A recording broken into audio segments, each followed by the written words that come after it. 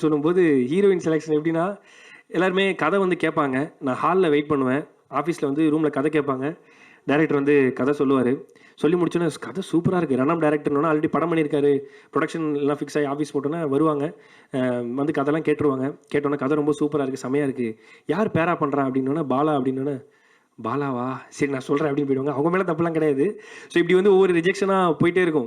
கதை சூப்பராக இருக்குது, செமையாக இருக்குது, யார் ஹீரோ பாலா, ஐயோ அப்படின்ற மாதிரி ஒரு 10 பேர் ரிஜெக்ட் பண்ணாங்க, 20 பேர், 30 பேர், 40 பேர் அப்படின்னா எல்லாம் ரிஜெக்ட் பண்ணிட்டே இருப்பாங்க. நான் தான் கதை சொல்கிற ஆரம்பிக்கும் போது நான் வரமாட்டேன். சொல்லி முடிச்சதுக்கப்புறம் தான் ஹாலில் வெயிட் பண்ணுவேன் என்ன சொல்கிறாங்கன்னு பார்க்குறதுக்கு. அப்படியே ஒரு 50 பேர் ரிஜெக்ட் பண்ணிட்டாங்க. அவங்க மேலே தப்பு இல்லை. ஸோ நம்மளும் அவ்வளோ பெரிய ஆள் இல்லை.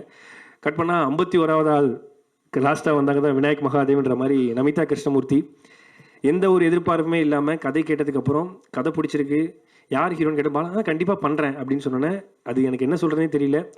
எந்த பேக்ரவுண்டுமே இல்லாத ஒரு பையனுக்கு லுக் அண்ட் ஃபீலாக இன்ஃபீரியாரிட்டி காம்ப்ளெக்ஸ் உள்ள பையனுக்கு இன்றைக்கி நீங்கள் பண்ண ஒரு விஷயம் வந்து நான் என்றைக்குமே மறக்க மாட்டேன். நமிதா கிருஷ்ணமூர்த்தி ரொம்ப ரொம்ப நன்றி, தேங்க்யூ. ஏன்னா இது இப்படி